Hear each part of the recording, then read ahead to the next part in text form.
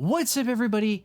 I'm Jason, and welcome to the start of my long-promised deep dive into the ins and outs of digital video and camera performance. Now, my goal for this series is to really get into the nuts and bolts of what's going on under the hood, especially with respect to things like color space, log encodings, and compression algorithms, or just how video is saved. Of course, on top of all that, image quality. Now, ultimately, I hope to give you the tools and knowledge so that you are able to make informed decisions about your camera settings without having to rely on rules of thumb and common knowledge that's just presented without any backing. Now, that said, the truth is it's proven to be a very difficult series for me to put together. Much of the stuff that goes into talking about this is both somewhat abstract and very complex, and at its core dives deeply into math and engineering. Now, simultaneously, I don't want to bore everyone to death, including myself, with tons of tedious math or anything like that either.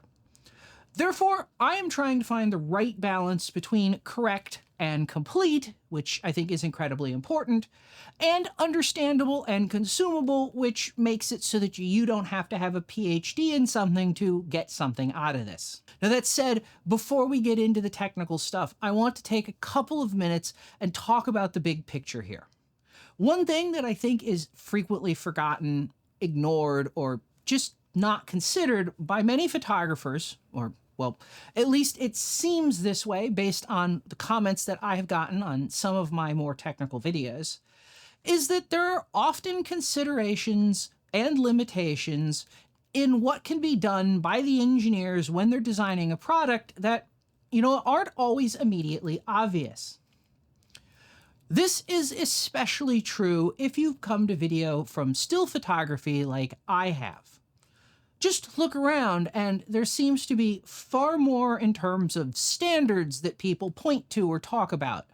Change seems to come at a far slower pace, and there are tons of oddities that just don't really seem to make sense. For example, why aren't the NTSC frame rates whole numbers? Or why is there a legal range for values in video files, and what exactly is so illegal about not using them? Most, if not all, of these oddities stem from a fundamental difference between how still images and video are both encapsulated and have historically been distributed and consumed. And that has ultimately affected a lot of the engineering that goes into even modern cameras. Now, for the majority of video's history, creating and sharing it has been out of the reach of consumers. It has only been very recently that broadcast television has really started to lose its dominance to more flexible platforms like here on YouTube and the internet in general. Take a moment to think about the ramifications of that. For your TV to be able to display a picture, that information has to be organized and encoded in a specific way. It has to be broadcast on specific frequencies and, again, in a specific way, and so on and so forth. Now, for that to work, that means we have to have standards. And in some cases, those standards have been codified into laws, or at least federal regulations here in the United States. More importantly, this also means that changes, even things that are massive improvements, almost always have to be done in a way that maintains existing functionality, or you could say are backwards compatible. It's simply not feasible for a change to be made that requires everyone to go out and buy a new TV, and then potentially that new TV not to be able to display something from the equipment that they already have. However, that has also created a whole slew of seemingly bizarre situations that stick around with us even today. Moreover, in many cases, what necessitated that workaround that's created this bizarre situation is no longer an issue. It's basically ancient history. And in some cases, we are still stuck with legacy decisions or the impacts of decisions that were made more than 70 years ago. A perfect example of this, if you use NTSC frame rates for your content, have you ever wondered why they are not sensible round numbers like 24, 30, or 60 frames per second? The truth is they were, at least originally. Back at the very dawn of video, black and white TV ran at exactly 30 frames per second. However, in the 1950s, when color was added, well, now engineers had a problem. Adding color meant adding information to the signal, information that the signal was not designed to carry originally, and that meant changing something. Now, weighing all the factors, everything that they could change, and the impact that it would have on things, the engineers at the time decided that making a small change to the scanline frequency, a change that existing equipment could already deal with because nothing runs at a perfect 60 hertz. There's always going to be some variation there, and so the system already had to deal with that. But by making a change to that, they could include color and not break everything else. So what they did is the scanline frequency was reduced by 0.1%. Not a lot.